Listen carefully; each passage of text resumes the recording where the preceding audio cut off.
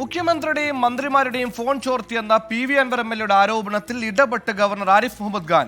വിഷയത്തിൽ ഗവർണർ മുഖ്യമന്ത്രിയുടെ അടിയന്തര റിപ്പോർട്ട് തേടി. ഫോൺ ചോർത്തൽ ഗുരുതരമായ നിയമലംഘനമാണെന്നും സുപ്രീം കോടതി നിർദ്ദേശങ്ങൾക്ക് വിരുദ്ധമാണെന്നാണ് ഗവർണറുടെ നിലപാട്. സലിം മാലിക് തിരുവനന്തപുരത്ത് ചേരുന്നു. സലിം, പി.വി. അൻവർ എം.എൽ.എയുടെ ആരോപണം ഫോൺ ചോർത്തൽ അന്നേ പ്രതിപക്ഷം പറഞ്ഞാണ് ഗൗരവകരമായ ആരോപണമാണ്. ഇതിൽ ഒരു അന്വേഷണം എന്ന രീതിയിൽ ഒരു റിപ്പോർട്ട് തേടിയിരിക്കുകയാണ് ഗവർണർ. വിശദാംശങ്ങൾ.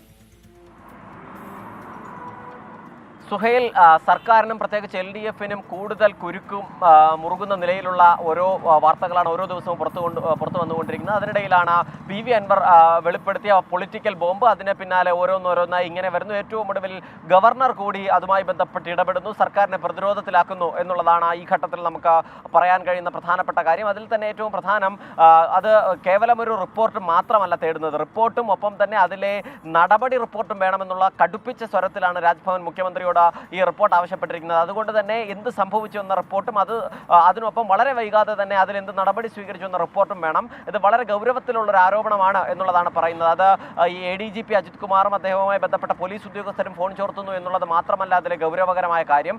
അതിനപ്പുറത്തേക്ക് ഏറ്റവും പ്രധാനപ്പെട്ട കാര്യം, പി.വി. അൻവർ എം.എൽ.എ തന്നെ തെളിവ് സഹിതം താൻ കൂടി ഫോൺ ചോർത്തൽ നടത്തിയിട്ടുണ്ട് എന്ന് സമ്മതിക്കുകയാണ്. അത് വളരെ ഗൗരവമുള്ളതാണ്. അതിൽ തന്നെ ഒരു കോൾ റെക്കോർഡ് പോലും പി.വി. അൻവർ പുറത്തുവിടുന്ന ഒരു സാഹചര്യം ഉണ്ടായി. അത് ഏത് സാഹചര്യത്തിൽ സംഭവിച്ചു എന്ന് പറയണം. അത് നിയമലംഘനമാണ്, അത് സുപ്രീം കോടതി നിയമങ്ങളുടെ ലംഘനമാണ്, ഒപ്പം തന്നെ അത് അതിഗുരുതരമായ മനുഷ്യാവകാശ ലംഘനവുമാണ് എന്നുള്ളതാണ് രാജ്ഭവൻ നിരീക്ഷിക്കുന്നത്. അതിൻ്റെ കൂടി അടിസ്ഥാനത്തിൽ വളരെ വേഗത്തിൽ തന്നെ അതിൻ്റെ റിപ്പോർട്ട് സമർപ്പിക്കാൻ നിലവിൽ രാജ്ഭവൻ മുഖ്യമന്ത്രിയോട് പറഞ്ഞിട്ടുണ്ട്. മാത്രമല്ല പി.വി. അൻവറിൻ്റെ വാർത്താ സമ്മേളനങ്ങളൊക്കെ രാജ്ഭവൻ ശേഖരിക്കുന്നുണ്ട് എന്നുള്ളതാണ് വിവരം. അങ്ങനെയെങ്കിൽ അതൊരു വലിയ ഗുരുതരമായ നിലയിലേക്ക് ഇടപെടൽ നടത്താൻ തന്നെ രാജ്ഭവൻ തീരുമാനിച്ചിരിക്കുന്നു എന്നുള്ളതാണ്. പ്രധാനമായും നേരത്തെ പ്രതിപക്ഷ നേതാവ് ഉൾപ്പെടെ മുഖ്യമന്ത്രിയോട് ഒരു 7 ചോദ്യങ്ങൾ ഇന്ന് രാവിലെ ചോദിച്ചിരുന്നു.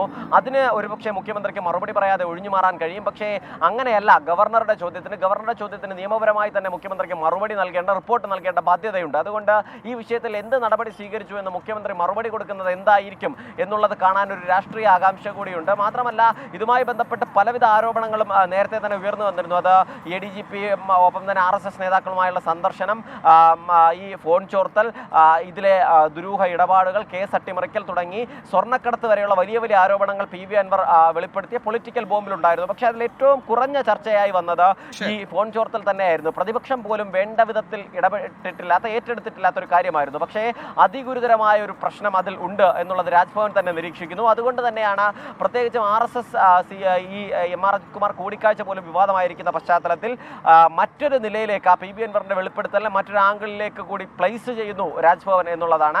അതുകൊണ്ട് വളരെ വേഗത്തിൽ തന്നെ റിപ്പോർട്ട് നൽകണം എന്നുള്ള ഗവർണറുടെ നിലവിലുള്ള നിർദ്ദേശം. അത് എത്ര കണ്ട സർക്കാർ അംഗീകരിക്കും, അതല്ലെങ്കിൽ സർക്കാർ പാലിക്കും എന്നുള്ളതാണ് നമ്മൾ കാണേണ്ടത്. മുഖ്യമന്ത്രി എത്രയും വേഗത്തിൽ അതിന്റെ റിപ്പോർട്ട് നൽകുമോ എന്നുള്ളത് കാണുക എന്നുള്ളത്. ഭരണകക്ഷി M.L.A ഭരിക്കുന്ന സർക്കാരിലെ പോലീസിനെതിരെ ഉയർത്തിയ ഫോൺ ചോർത്തൽ ആരോപണത്തിൽ ഗവർണർ കൂടി കോർട്ടിലേക്ക് ഇറങ്ങുന്നു. പി.വി. അൻവറും പറഞ്ഞിരുന്നു താനും ഫോൺ ചോർത്തിയെന്ന്. അങ്ങനെ വിഷയത്തിൽ ഗവർണറുടെ ഇൻവോൾവ്മെന്റ് കൂടി ഉണ്ടാകുന്നു എന്ന് വേണം മനസ്സിലാക്കാൻ. സലിം മാലിക്കാണ് വാർത്തയുടെ വിശദാംശങ്ങൾ നൽകിയത്.